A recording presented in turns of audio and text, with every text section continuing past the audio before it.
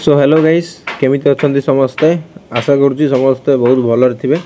तो एबे बारियाड में आसते ये बिले दौड़ी पलैला छोटे बिलेटे। तो बारियाडर माहौलटा पूरा वर्षा आज हूँ दिन जाक।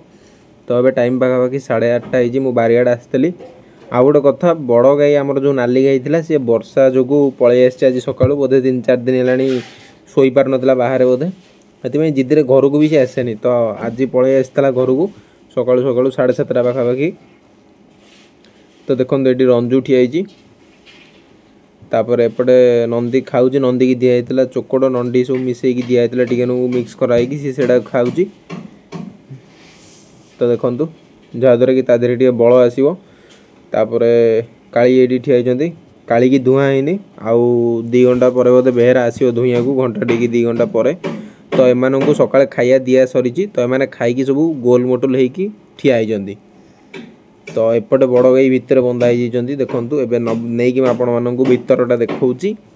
तो गुहाल भितर पूरा नीट एंड क्लीन अच्छे आपण मैंने देखिपे। तो देखु बड़ गाई भितर ठियाई आणिक आम 7:30 बेलू बांधिदेलु ये सी आसते जेहेतु घर को। तो बंधा ये देखु कैमेरा को शुंगी पकाऊँ। तो यही किसी अच्छी आम बारीपटर माहौल आज। तो आपण मैंने देखु एवं एंजॉय करूँ वीडियो को। तो ये बेहरा आसुच्चंती गाई धुआं चलती है। तो आपण मैंने देखिपे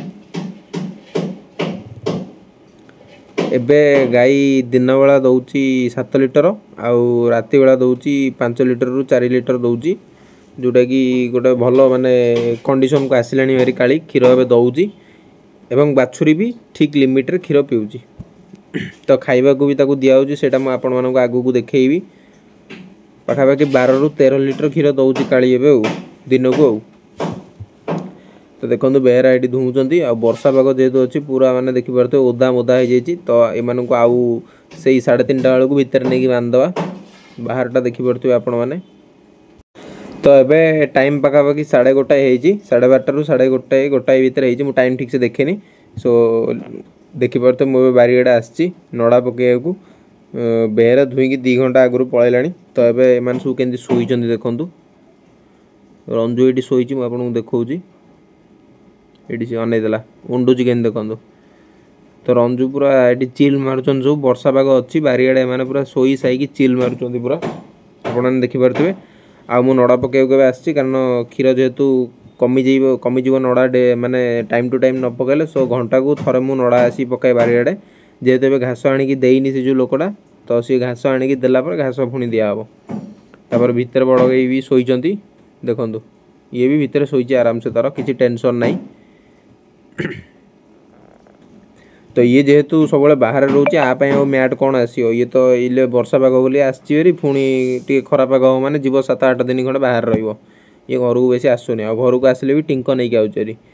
तो देखो ये बड़ गाई शोइचंती आमर कहते चैनल टी को सब्सक्राइब करूँ और वीडियो टी को लाइक करूँ बड़ गाई। तो आपण मैंने कथा मानिकी करूँ आई होप कि आपण मैंने करेंगे।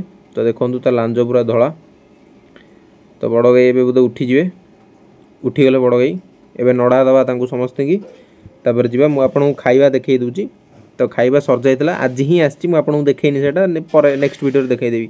एपटे अच्छी कुंडा चोकड़ आईटा हूँ एपटे नंडीटा आसनी सेपटू आसो माने खाइबा आसिक सब स्टक होगी रही घरे किंतु एठिकी शिफ्ट होनी पर्यंत। तो हेले आपको देखी यहाँ हूँ गोटे पाउडर जोटा कि क्षीर बढ़ाई देखिपे आप न्यूट्रिशन पाउडरटा यहाँ आम डॉक्टर को सजेसन ही यहाँ आनीचु डॉक्टर आमको आनिकी सो दैट आम यहाँ यूज करूँ। आपण मैंने भी चाहिए डॉक्टर को परामर्श यहाँ यूज करें। तो देखो बड़ गाई ये ठियाई आराम से किसी टेंशन नहीं। बाहर मैट भी थुआई वर्षा जेहेतु हो मैट सुखा कौन। तो आतापी गोटे तो निहला एवं आउ गोटे हनुमान मंदिर को जीव आप देखिपे गोटे खसी पड़ी यहाँ हनुमान मंदिर को नवा से फल जोटा ऊपर देखुए टांगी अच्छी से फलटा यहाँ। सो गाइस आई होप कि आपण मैंने वीडियो एंजॉय करथिबे।